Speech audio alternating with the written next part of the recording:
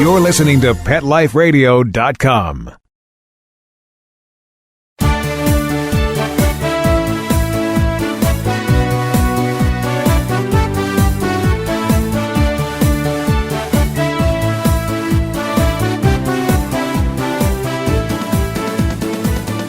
Hi, I'm your host, Chris Onthank, and welcome to the Canine Master Radio Show. This week, we're going to explore the dogs and their relationship to wolves. What do they have in common and how they're different? We're also going to explore the controversy of owning wolf hybrids. Do they actually make good pets? We have lots to cover today, and we're going to get started right after these messages from our sponsors.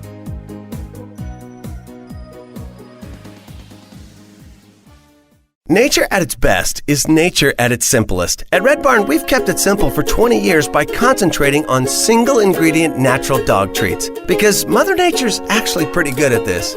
Bones are just tasty bones.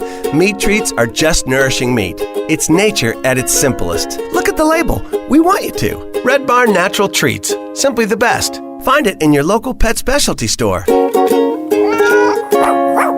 Try our slow-roasted, natural meaty bones. Let's Talk Pets on PetLifeRadio.com.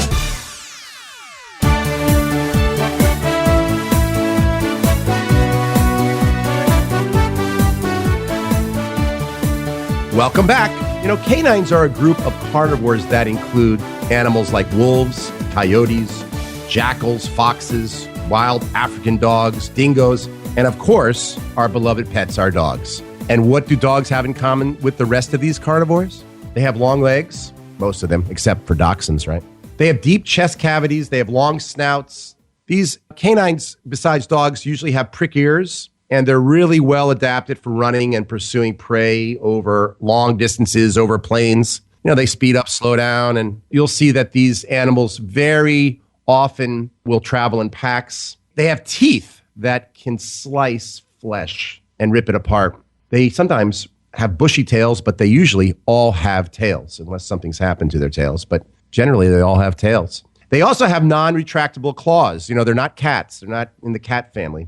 And usually on the front paws, they'll have these little dew claws, which is that extra toe that we'll see sometimes on dogs. Usually those dew claws in domestic breeds, people will remove them. A lot of breeders will remove those dew claws. But all canines have those dew claws on the front of their legs. Dogs and canines are born blind. Often the eyes will open about 3 weeks after birth. They also form social groups or packs or families, which is now kind of politically correct, with a social hierarchy. Canines are usually very territorial, and adults will vocalize by howling to communicate over long distances. Only the young will do yip, yip, yip, yip, and bark. And of course, we will see domestic dogs do a lot of barking. One thing that all canines do, as well as all predatory animals, they follow what we call a predatory sequence. So when they're hunting, they'll give a hard eye, then they'll gradually go and start stalking. Once they're stalking and the animal starts to run, they'll chase after it. They'll grab it, they'll bite it, and in most wild canines, they'll dissect it and then they will consume it. Dogs are genetically 99 or 98.9 gray wolf. They are descendants from gray wolves. So yeah, that little Chihuahua you have at home is 98.9% gray wolf. But due to human influence, they're very different. The human influence is the breeding programs that many people are doing. Dogs have the ability to read human emotions. And that's a little bit different than an adult wolf. Adult wolves don't necessarily look at you in the eye. Adult wolves won't look at your face and see how you're feeling. Dogs, amazingly enough, do read our emotions. Modern dogs have been bred by humans in a very controlled way to display certain characteristics and to perform different functions, right? So whether we have a hound or we have a dachshund that goes to ground and looks for rats, or we have, terriers that do that, all dogs, purebreds, generally are bred for specific roles, whether it's hunting, guarding, doing retrieving work, water work, helping us on a boat. These are the kinds of things that people breed dogs to do. Dogs also are very unique in the fact that they love human companionship. And wolves, no, that's not generally true. I have developed a two-pronged approach to dog training, which is actually heavily derived from understanding how dogs are descendants from gray wolves. They need a pack structure, and they also have canine instinct. We need to understand dogs' drives, and that tells us how to best train them. But let's be honest here. Dogs are not wolves, and not all dogs' instincts you can see in wolves. And I need to make you understand that. Dogs are not wolves. They are different. Dogs have been bred to be more playful and carefree, while wolves, after about 5 to 6 months, are much more serious. Dogs initially came to be with us as scavengers. And, when I travel around India, I'll see these wild dogs, these street dogs, but they are scavengers. They're hanging around people, waiting for that meal, hanging outside the shops. And this is the way the dogs have been for, thousands of years. They really hung out with people. Maybe not as pets, but they hung around them. So dogs initially came as scavengers, while wolves will actually go and bring down a deer. They'll actually go through that predatory sequence, and they'll actually grab, dissect, and then consume the deer. And that's a big difference because we don't see a lot of dogs doing that anymore. What are the differences between dogs and their wild ancestors? What are the physical differences? Let me tell you. Well, dogs, some of them have like wrinkly skin. Look at that Shar-Pei face. Cutest darn thing ever, especially when they're puppies. Some of them have those smushed in faces like pugs. And of course, we've created breathing problems in bulldogs and things like that. Some of them have floppy ears like the English Springer Spaniels and the Dachshunds. Some of the eyes are closer together. Some of the eyes are farther apart. We see differences in how dogs' faces look and their physical appearance. Basically, we have bred domesticated dogs to be cute. Dogs are supposed to be we like them to look like puppies and to maintain that throughout their lives. We take that attribute of a juvenile canine and breed it so it continues. Some dogs are bred to herd and use a hard eye to control a flock. Some hunting dogs are bred to indicate prey. So we see pointers, and some are flush the prey out, and then that hunter will bring up his gun and shoot the animal responding to the dog. And some dogs are bred to stop within the predatory sequence. And I will tell you, not some dogs are bred to stop within the predatory sequence. Most dogs are bred to stop somewhere along that eye, stalk, chase, bite, dissect, consume sequence. So let's just look at that for a second.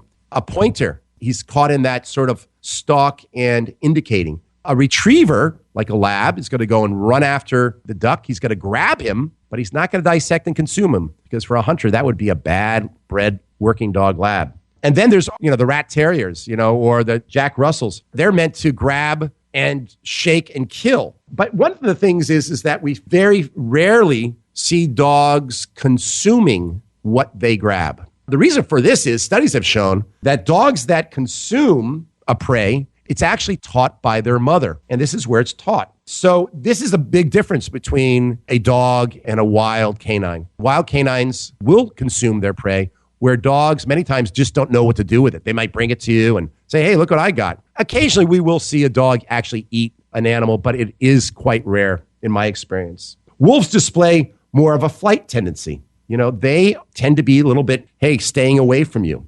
While dogs have been bred to stay right around with us and cuddle with us. There is differences. There are also behavioral differences between dogs and their wild ancestors. Dogs have the ability to, as I said earlier, to really read our emotions. They observe our face. You see this with your own dog. You ever been sad and your dog just instinctively comes up to you and lies down and knows? I see this all the time. Dogs have the ability to read our body language. They're really sensitive to body language. I can't tell you that wild canines can't read your body language, but they're more going to read like body pressure, where you're bending forward or standing up. But really to read some of our other body language, wolves are just not that tuned into us as much as a dog is. Dogs also really understand our tone of voice much more than a wolf would. There was a study in Hungary at a university in Budapest, and they took a litter of wolves and a litter of puppies and raised them exactly the same as they would the puppies. They raised them together with lots of human interaction. They took these wolf puppies and literally spent a lot of time with them. They bottle fed them. They played with them every day. And up until about 8 weeks, these wolves really responded just like dogs. It was amazing. And at 8 weeks, the puppies learned to give eye contact to the humans and to get food. And The interesting thing is the puppies would do that, give eye contact, but at 8 weeks, the wolves started to stop doing that. The wolf puppies started to become more independent and really didn't have a lot of interest in the humans anymore. The wolf pups became much more possessive around food and toys. Wolf pups really didn't want to train. They were much more independent, as I said, and really didn't care about having that relationship with humans. And the older they got, the more they acted like just plain old wolves. And they weren't dogs. Dogs are much more socialized than wolves. They are a product of thousands of years of domestication through selective breeding, as I told you before. So remember, dogs and wolves are very different. And yes, they are similar in certain ways, but in many ways, they're very different. I will tell you, most canines prefer to be in a pack. So when we look at wolves, wolves will actually prefer to be in a pack, but they'll actually, depending on food scarcity, they may actually venture off and hunt alone for a period of time. We see this in the wintertime. A wolf will actually leave its pack just to find food because it can't stay with the pack to survive. But many times, again, a pack of wolves will be able to coordinate a hunt and a kill, and they become geniuses at it. But again, you need to see that wolves and dogs are different. Let me just tell you, dogs, I think, really like to be with us, and dogs like to be in a pack. Packs are made up of family members. Usually it's a mom and a dad and some brothers and sisters. That's what generally makes up a wolf pack. And we see the same thing with dogs on the streets in India. Like I said, I spent a lot of time studying the street dogs of India. And I do that there. And I just was in Thailand studying dogs as well in Thailand. And it's interesting, the packs that I saw there and the information that I got were that these packs of dogs were actually just extended families. And in the families, we see a similar makeup that we would see with wolves. We see an alpha male. He's really confident and benevolent. He basically determines all interaction, directs the hunt. And then there's the alpha female, and she tends to be right by his side doing the same thing. The alpha female will many times run the roost until the alpha male steps in and says, enough is enough. That's pretty funny. Then there's the alpha wannabes, or the beta dogs. I call them alpha wannabes. And, they're not cut out to be leaders. We see this. They're really not cut out to do that kind of job. They don't have the required confidence to be a leader. They cause the most fights. So a lot of the fighting that you'll see within a pack, and we see this with dogs, are beta dogs. They're not the confident, benevolent leaders. Often a fearful dog is a beta dog. It's very rare that we'll see a fearful alpha dog. As a matter of fact, I don't know if that exists. Alpha dogs need to be trained very differently than beta dogs. And we'll talk about that in a later show. But most of you out there have beta dogs. It's really rare. I'd say within a year of me training, 500 dogs in my private practice, that's not in my group classes, but in my private classes, I will see maybe 5 what I will call very alpha dogs. Most of them are just very dominant beta dogs. So beta dogs need the most structure. And at the bottom of that pack is those omega dogs. The omega dogs, they're usually the ones that are the most picked on and beaten up by everybody else. And of course, in every pack, we need an omega dog. And we see that. Why do dogs prefer to be in packs? Well, there's a reason why. The same reason why wolves prefer to be in packs. They get security. They need the security of a hierarchy and a social structure that makes sense to them. They also, of course, need to reproduce. And with wolves, it's only the alpha male and the alpha female that reproduce. But with dogs, heck, all of them can reproduce. Wolves will hunt together and dogs will scavenge together for food. All right, now it's time to take a quick break for our sponsors. I'll be right back. Sit. Stay. We'll be right back, right after we kibble a little with our sponsors.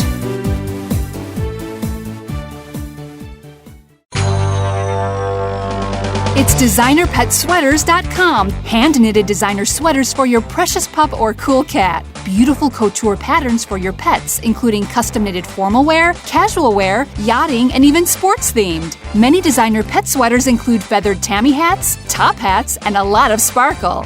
Each sweater includes leg loops, front paw sleeves, and leash opening. Visit DesignerPetSweaters.com to order your 4-legged fashions today. Your pets will stay warm for the winter and be runway ready. Large or small, we fit them all. DesignerPetSweaters.com. Looking for the best advice on pet health, safety, and travel? Connect with the Pet Lady. Dana Humphrey, also known as the Pet Lady, will surely be in a city near you real soon. She will be spreading the good news for pets and pet lovers, from tips on dog and cat care, pet industry trends, and the best events for you and your four-legged family members. Need a great gift idea or insights on the hottest pet gadgets? Simply follow the Pet Lady on Twitter at Pet Lady World. You can also learn more at The Pet Lady at thepetlady.net. Let's talk pets Let's talk pets on Pet Life Radio. Pet Life Radio. PetLifeRadio.com.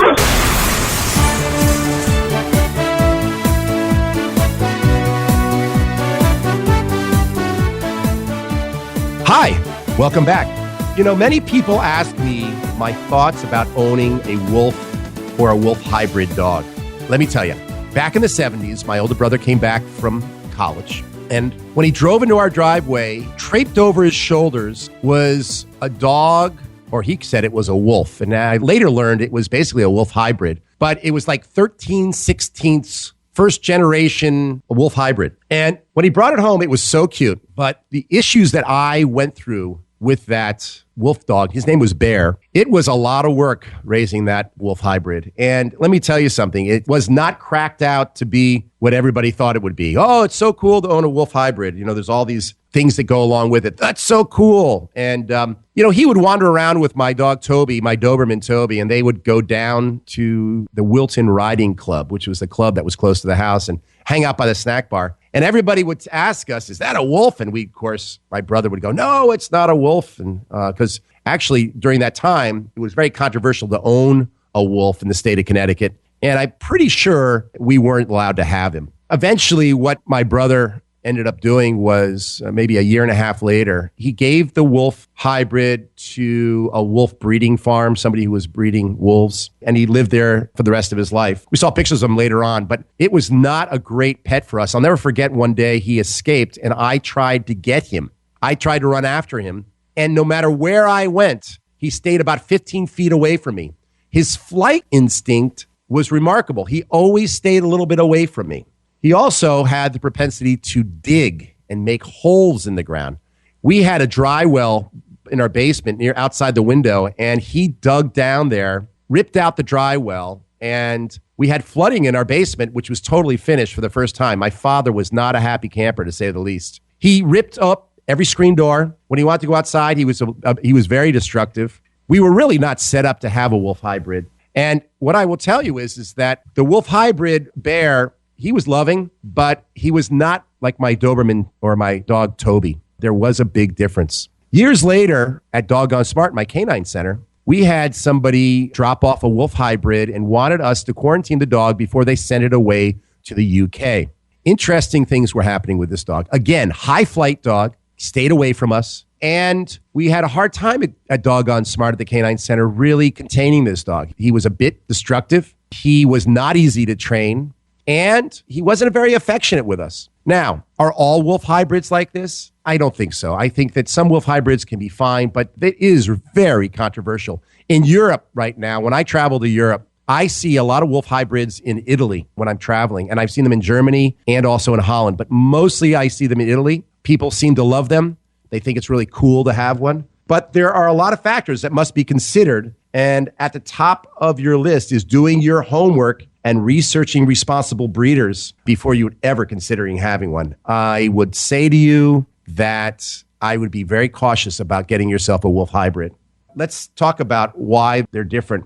The makeup of a wolf and a dog, while they're very, very similar, there is like a 1% difference. And it's the genome of that cell that makes up that difference. You know, but those few strands of DNA make a big difference in the dog. And again, I know you guys are all thinking, well, you know, dogs are 98.8% wolf. Yeah, but there is a big difference. There really is. And before you go out and get yourself a wolf hybrid thinking that you're doing a cool thing, you really need to make sure that you're set up for it. And the other thing I will tell you is that the wolf hybrid Bear that we had was killing everything. He would chase cats. And I don't want to tell you what happened to our neighbor's cat. I won't go into it. Maybe they'll come back to me even, 30 years later. But I will tell you, most canine experts will agree with me on this, that wolf dogs are not the most ideal pet for the inexperienced. There's really no breed standards for wolf dogs. And for lack of a better term, They really are mutts. Usually they are a combination of a Siberian Husky with a wolf, or Alaska Malamute with a wolf, or a German Shepherd with a wolf. And then you get down to F1s, F2s, F3s, S4s. And that is the generation from the first breeding. So when you have a wolf that breeds with a German Shepherd, those pups would be, I guess, what we would call F1 pups. They're going to have a much higher instinctual response than that puppy being bred with another wolf hybrid would be an F2. And as we go down, the instinctual part of the wolf would be diminished. One more thing I just want to let you know.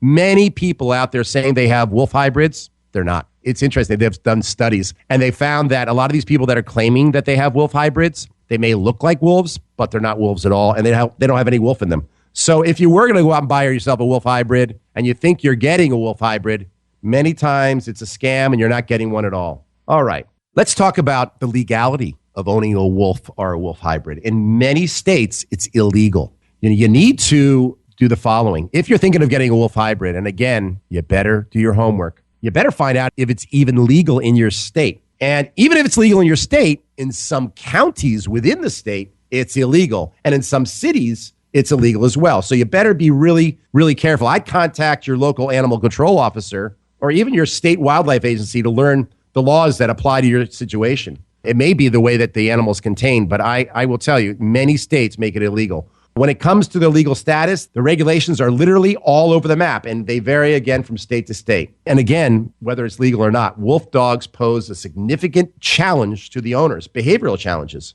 So what happens is many of these people will grab a wolf dog and they'll have one, and then what they'll do is they'll keep it for 8 months, and then they'll figure out, wow, I can't keep this dog. This dog is jumping out, running away. And then guess what happens? They'll end up chained in the backyard. And that's actually a terrible way to keep any wolf, because even though it may contain them, it can many times make them very, very aggressive. Other wolf hybrids are abandoned, and some of them are euthanized, and a lot of them end up in shelters and wolf sanctuaries. So there's about 300,000 wolf dogs in the U.S., but the numbers are impossible really to nail down because everybody says they have a wolf hybrid. And like I said before, many of them don't have any wolf in them at all. Some people will also then say, knowing that they have an illegal pet, some people will deny that their pet's heritage. They'll say, no, my dog doesn't have any wolf in him. He's not a wolf dog. And I had a client several years ago that did have a wolf dog hybrid. And she, of course, was in the town of Darien, Connecticut, and didn't tell anybody that it had any wolf in it. And she denied it. And then again, the other people that will say, oh, my dog's 100% wolf when it doesn't have any in it at all. So, moreover, the majority of wolf dogs being kept in pets in this country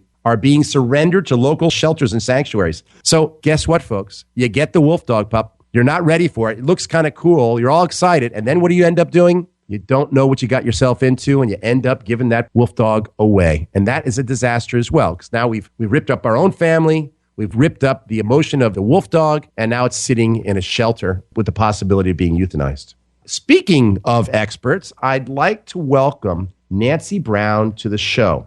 Nancy is the president of the Full Moon Farm, located in North Carolina, and she's dedicated to rescuing and placing domestically bred wolves, wolf hybrids, while educating the public. Now, this is going to be a really interesting conversation because Nancy and I don't necessarily see eye to eye on this stuff. I'm going to be really interested to see what Nancy and I are going to talk about here, but it is going to be really interesting to get another perspective from my own. All right, let's call Nancy. Hello, Full Moon Farm. Nancy. Yes. Is this Nancy Brown from Full Moon Farm? Yes, it is. Hi, welcome to our show. I'm glad to be here. I'm so happy. We really wanted to get a perspective about your feeling on wolf and wolf dog hybrids. Can you tell me a little bit of some of the ways in which the wolf dog is misunderstood in this country and around the world? I'd be happy to, and thank you so much for asking. Wolf dogs, as they're now known, we've dropped the hybrid label. And that's twofold.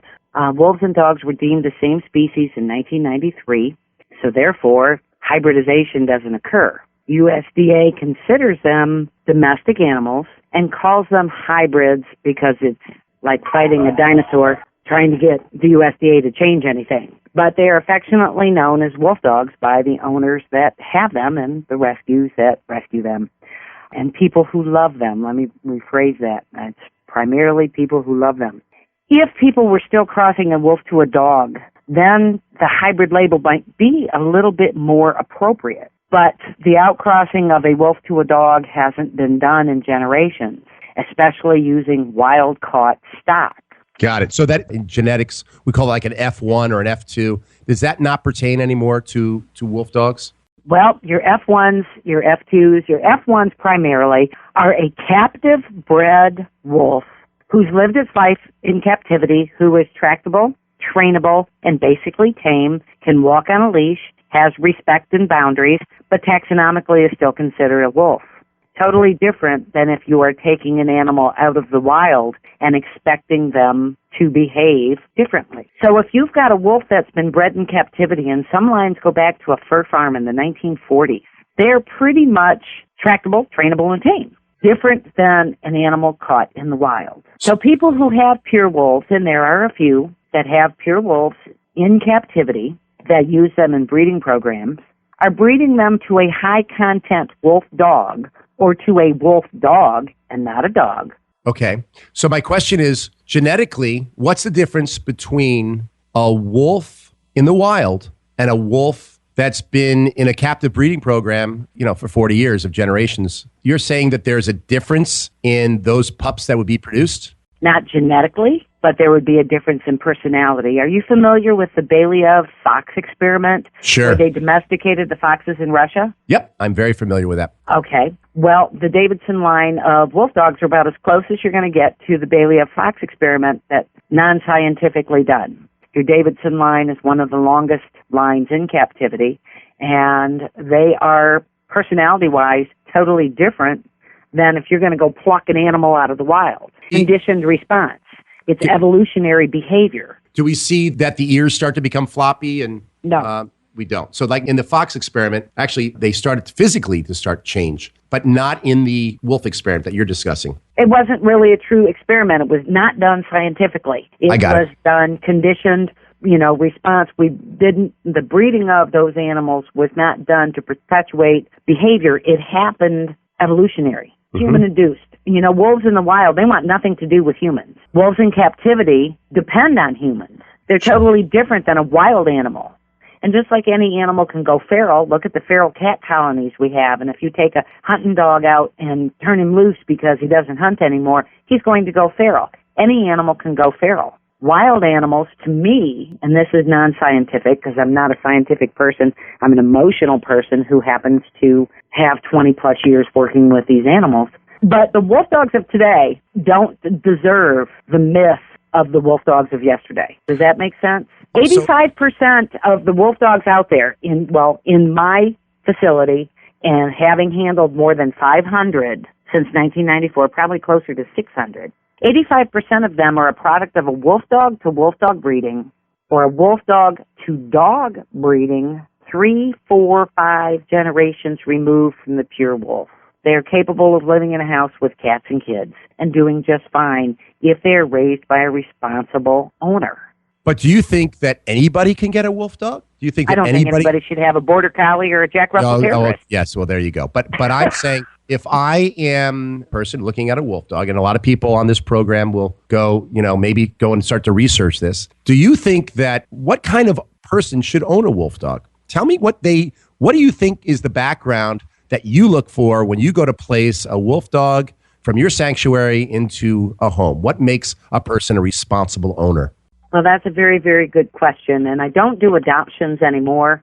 And that's because of North Carolina regulations. If I'm going to do adoptions, they want me to keep my animals on concrete or 8 inches of gravel. And that's just not fair to them. So I decline doing adoptions. I will do a facility-to-facility transfer if I have an animal that comes in that's pet quality. What I would look for in an animal owner, a wolf dog owner perspective, is good canine savvy, understanding that you have a highly intelligent animal, that you have to be smarter than they are. The majority of the animals that come into rescue were owned by someone who shouldn't have owned a chia pet. Right. And wolves have much bigger brains than dogs do. Does that make a wolf smarter than a dog in your experience? You have to get into smart, defining smart or defining pet. And there's such a broad spectrum. I think the biggest thing with wolf dogs, my dear, is one size does not fit all. If you can start out with a low-content husky mutt, both parents being wolf dogs, little husky, little Malamute, little German Shepherd, little wolf in there, basically start out there, that would be like an 8-cylinder car. A dog is a 4-cylinder car. Your mid-contents and your high contents can often be like 12-cylinder cars. It's about responsible ownership and being able to understand the animal. I would suggest for anyone wanting to explore being owned by a wolf dog instead of owning a wolf dog, because they require a bit more attention than your average Labrador. But then again, so does a Border Collie, so does a high-intensity animal with a job. Volunteer at a sanctuary or a rescue. Learn your dog breeds. The dog breed that's in there is as important as any type of wolf content. Sure. Huskies are usually pretty amiable and get along with others. Malamutes have a tendency to be same-sex aggressive or other animal aggressive. And learn your dog breeds. That helps tremendously. If there's no facility near you to volunteer at, contact the facility and they can point you to responsible owners. There are thousands and thousands and thousands of responsible owners across this country and Canada. So, Nancy, I'm going to love the opportunity to train someone. Let me just tell you, I was talking about earlier in the show, during the 1970s, my older brother brought home a wolf. At that point was 13/16 wolf. And I don't know how he got that, but he brought this dog home that looked mostly like a wolf. And I raised that dog for a year. And I will tell you the adventures and I was probably in my teens. I was like 16 or 17, having come from a dog family and raised above the kennel house with 60 dachshunds and bloodhounds downstairs. I had a lot of dog experience. And I will tell you, this dog gave me a run for my money. And it was not the easiest animal that I'd ever worked with. The interesting thing is, years later, I've had some experience training a few wolf dogs. And they have not been as easy to train as some of your other breeds. I can't tell you, as an aggression specialist, I deal with dogs with major behavioral problems. I welcome the opportunities to work with wolf dogs, but they are not as easy to train. They have much higher flight in much of my experience. And people talk about their being destructive. Well, any high drive working dog, and I raise Dobermans and I work them and have worked them in Schutzhund. So I'm always looking for a high drive dog. I understand that many people shouldn't own those dogs. They don't make great pets, and they're great working dogs. So, correct. And so what I'm looking at here is that I look at a wolf dog. What I generally say to people is, unless you have the time and the experience of working with a high drive dog and a bigger dog necessarily. I mean, I'm sure you can get wolf dogs that are smaller, but in general, I've seen them, but they're not small dogs. I would say make sure you have a lot of experience working with more of the working dogs than just having a family companion pet like a Cavalier King Charles or something. That is a very good point, yes.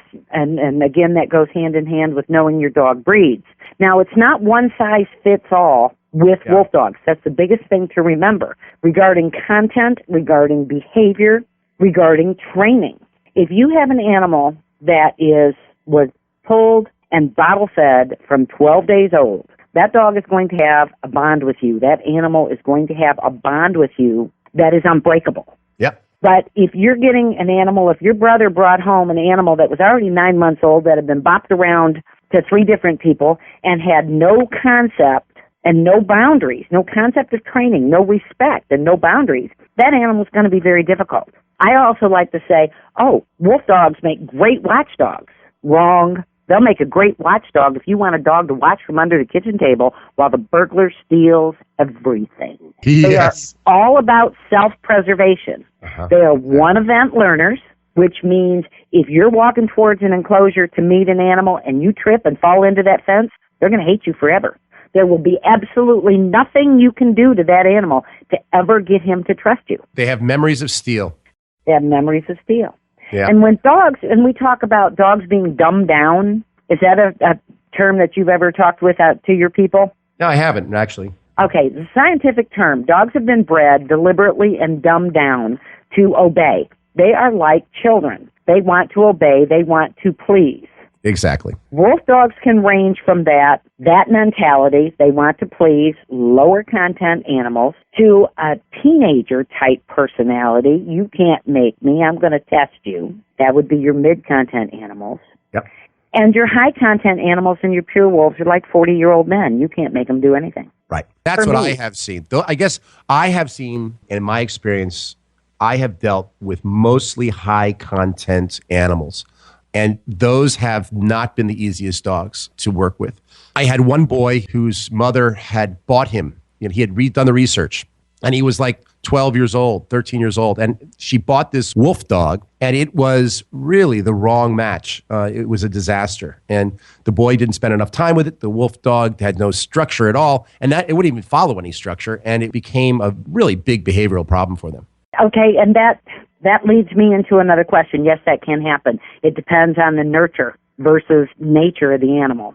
Mm-hmm. You can nurture an animal when it is in its infancy and bring out the best traits of that animal. Now, one other thing that really needs to be discussed, sir, is misrepresentation. I hear that all the time. It is rampant. Right. Everybody says they have a wolf dog, and many of them don't. And we were talking about that on the show before. Yeah. Just because somebody says it so doesn't make it true. Sure. And I use an example when people come out for an event or if I'm doing education. I'm real close to the reservation here in Western North Carolina. And some of the stores have a wonderful shirt on display. It's a black shirt with a red face on the front of a brave, of a Native American brave, Indian brave, whichever nomenclature you prefer to use. And it says, I'm part white, but can't prove it. The same thing with wolf dogs. Just because somebody says it's so does not make it true. I totally know that happens all the time. I can't tell you how many times I hear somebody saying they have a wolf dog, and I'm looking at the dog going, there's no wolf in that dog. I mean, sure, they're 98.9% wolves, gray wolves, but it's not been a close breeding program in many, many, many, many, many generations. Well, there are some good breeders out there. I happen to have friends that are very good breeders, responsible breeders, and I'm proud of that. I am one of the few rescues that is pro-responsible ownership, pro-responsible breeding. Let's be smarter than the animal. I'm also, and this tends to not make a lot of people happy because they fear government involvement or whatever, however you want to put it. But I am pro-permit and pro-education. We have to have a license to drive our car. I want people to be able to prove that they're smart enough to own a dog, that they're not going to chain their dog out in the backyard, whether it's a wolf dog, a labradoodle, a hound dog, and treat animals with a little bit more respect. But I'm not animal rights where they deserve to be the status of a child. No, I'm all with you on that. I have 8-foot fences, not because my dogs are dangerous. I have 8-foot fences because people are dangerous, and they mean my animals harm. And people fear what they don't know. So the opportunity to do education such as this and explain to people that the myth you've heard, Little Red Riding Hood lied. I'll tell the story of the 3 little wolves and the big bad pig. A wolf in the wild is going to be very, very fearful. They're not going to be aggressive. They're going to run the opposite direction. Wolves and wolf dogs in captivity, it all depends on how they are raised. And if they're owned by a troglodyte who have them on a chain in the backyard, then you're going to end up with an animal that's a hot mess. Oh, sure. If they're owned by, if it's a mid-content, owned by a responsible owner, and they take them out for walks, they teach them interaction with other animals, and they're in tune to that animal. People and wolf dogs can have a bond where they can read each other. My animals feed off of my energy. We're doing a parade this weekend, and if I get a little bit antsy, they all start pacing, and they know, okay, mama's upset. So I have to really keep it in check and make sure that my handlers are in tune with the animal that they are handling. I'm not taking out any animal that's going to be dangerous, but I also am taking out an animal that's going to be entirely, completely aware of its surroundings. And that's one thing that people are not aware of their surroundings where animals are. Sure. Well, I think that's, with dogs as well. I think that, we always need to be in tune with our own dogs and with the surroundings. I think if you're a good leader to your dog, you're going to find that your dog's going to take your lead. And if you're a calm and sort of you got it together, your dogs are going to be that way. And I guess the same thing with a wolf. Wolf's going to follow your lead and read off of you. And if you're the kind of person that is, highly agitated and not a stable person, you're probably not going to be a great leader for a wolf dog or a wolf itself. And I know you like the term leader. It's just gotten so many bad raps. Oh, it certainly has. Absolutely. And it instills this whole alpha dominance that we're trying desperately to get away from. And there is a respect that should happen between animal and owner and an animal of any breed, and a respect for each other's capacity. We have a good thread going on. If any of your listeners are interested, there is a Facebook group, Wolf Dogs, WOLFDOGZ, on Facebook. You have to be approved for membership. But we've got discussions going on right now about primary containment, what big wire, what's needed for a wolf dog, what is your training methods. And, I use the universal mommy sound. Yep, and sure, it gets longer and louder, and they respect that. It's an instinctual sound. Absolutely. And, the whole alpha rolling and all of that dominant stuff. It's terrible. It's terrible. Positive reinforcement goes so far. Yep. And with high contents, there are ambassador animals out there that have 6 dog hairs in them that are wonderful in any situation and any circumstance, but they've been bottle fed, they've been hand raised, and they have complete and utter trust in their handlers. Yeah, I will tell you, Nancy, the one thing I will tell you is that this idea of leadership is politically incorrect, but it really shouldn't be. Dogs like to be led, just like mostly humans like to be led. I think that this whole thing of this dominance, this idea of dominating your dog and making them submit to you, this can give bad advice going out there where people are doing some terrible things, such as the alpha roll. But I also think that being a benevolent leader to your dog and what does that mean? What does it mean to be a leader to your dog? It's not hurting your dog. It's not threatening your dog. This is where we get into, many people will be all positive, everything, no corrections at all. I see trainers going that way, and then I see trainers going the compulsion way from the old days, where we put a choke collar and a prong collar and yank and crank on our dogs into submission. I think that the pendulum is swinging. I think it's more towards the middle now. I'm hoping it's going to be more towards the middle, where we can use a positive motivational approach. But we also need to realize that dogs do have instinct, and so do your wolf dogs as well. Exactly. And I guess I don't like to think of it as leadership because of the bastardization of the word over the last 10 years. But and I like it as a team. It's a team. And if you're out hiking with your animal, somebody has to be in charge, or somebody has to be, quote unquote, the leader if you're out hiking. Where's the hunt going? Where are we traveling today?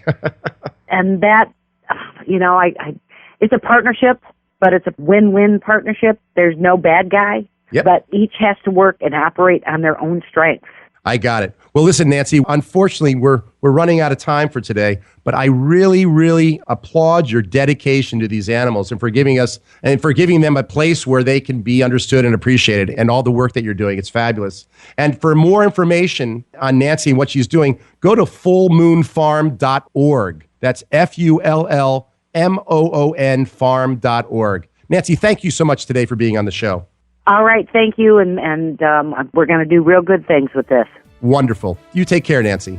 Well, that's it for today, and that is it for today, and I really hope you found our show to be pretty interesting. I would love to hear your comments and also have you join the conversation. You can always email me at chris@caninemaster.com, and be sure to visit caninemaster.com and click on Ask the Canine Master and leave your questions for me. I'm going to do my best to get back to you. I may even have you call into the show with your questions. Send me your videos and your photos so I can see what's going on with your dog and I can help you solve the issues. Goodbye for now. See you next time on Canine Master Radio, where I will continue to help you master the relationship with your dog. Let's Talk Pets, every week on demand, only on PetLifeRadio.com.